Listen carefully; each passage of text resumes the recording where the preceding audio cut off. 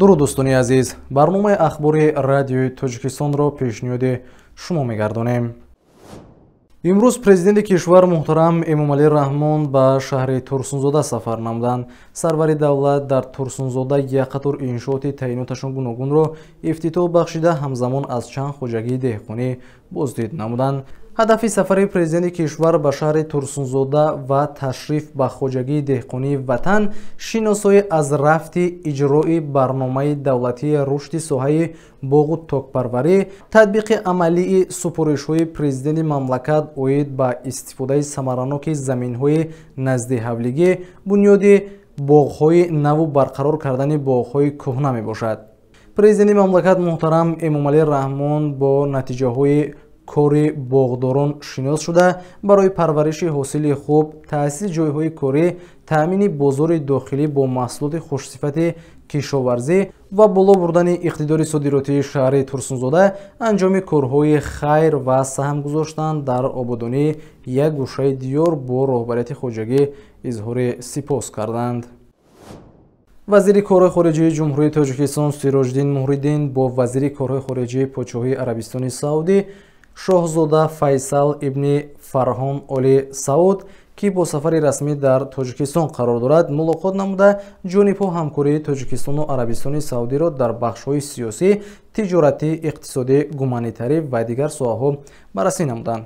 бино ба маълумоти Вазорати корҳои хориҷии мамлакат, роҳбарони мақомоти сиёсати хориҷии Тоҷикистон ва Арабистони Саудӣ пиромони масъалаҳои мубрами ҷаҳонӣ ва ҳамкории ду кишвар дар чаҳорчӯбаи созмонҳои минтақавӣ ва байналмилалӣ табодули афкор намуданд. имрӯзҳо дар кишвар сафарбаркунии ҷавонон ба сафи артиши миллӣ идома дорад. аллакай дар рӯзҳои нахустини даъвати тирамоҳии ҷавонон чанде аз шаҳру навоҳии мамлакат нақшаи даъватро ба пуррагӣ иҷро намуданд. тавре аз мақомоти иҷроии ҳокимияти давлатии Хатлон хабар доданд, 1400 нафар ба сафи артиши миллӣ пайваста дар ин замина Данғара, Вахш, Фархор ва Норак нақшаро ба анҷом расониданд. ёдовар мешавем, ки дар рӯзи аввали рӯзи даъватшаванда вилояти мухтори Кӯҳистони Бадахшон ва ҷамоатҳои деҳоти Ворух ва чоркӯи шаҳри Исфараи вилояти Суғд нақшаро ба пуррагӣ иҷро намуда буданд.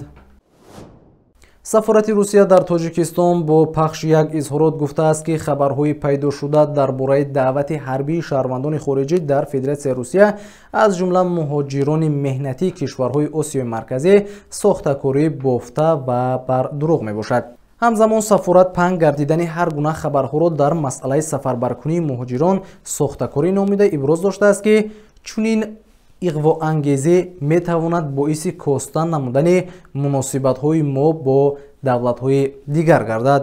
мо аз шаҳрвандони хориҷие, ки дар Русия қарор доранд, аз ҷумла тоҷикон даъват мекунем, ки бо иғвоҳои мухталиф дода нашаванд ва танҳо ба маълумоти расмӣ тамаркуз кунанд, омадааст дар изҳороти сафорати Русия дар Тоҷикистон. рӯзи шанбе дар бозии чемпионати Индонезия дастаҳои Арема ва Парсебая бо ҳам вориди рақобат гардиданд ва ин бозӣ бо ҳисоби 3-2 ба фоидаи дастаи футболбозони Парсебая анҷомид. пас аз бозии мухлисони ноумедшудаи Арема ба майдон баромада гирдиҳамоӣ намуданд, ки дар натиҷа 127 нафар ба ҳалокат расида, беш аз 180 нафари дигар маҷрӯҳ гардиданд. дар миёни фавтидагон занону кӯдакон низ ҳастанд. ба иттилои мақомоти маҳаллӣ эҳтимол аст, ки шумораи ҳалокшудагон афзоиш ёбад, зеро ҳолати беморон хеле вазнин аст. хабаргузори Associated Press бо истинод ба дафтари ҳамоҳангсозии умури башардӯстонаи Созмони Милали Муттаҳид гузориш медиҳад, ки буҳрони ғизоӣ ба 5,7 миллион нафар сокинони Покистон ба далели вазъе, ки дар пасманзари обхезии харобиовар ба вуҷуд омада буд, таъсир хоҳад расонид.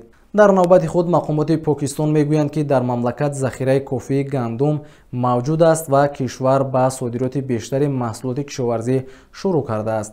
дар ҳамин ҳол бархе аз кишварҳо ва ниҳодҳои Созмони Милали Муттаҳид аллакай барои кӯмак ба осебдидагони сел беш аз 130 ҳавопаймо фиристоданд. ёдовар мешавем, ки тобистони соли ҷорӣ дар пайи обхезӣ дар Покистон беш аз 1700 нафар ба ҳалокат расида, 33 миллион нафари дигар осеб диданд.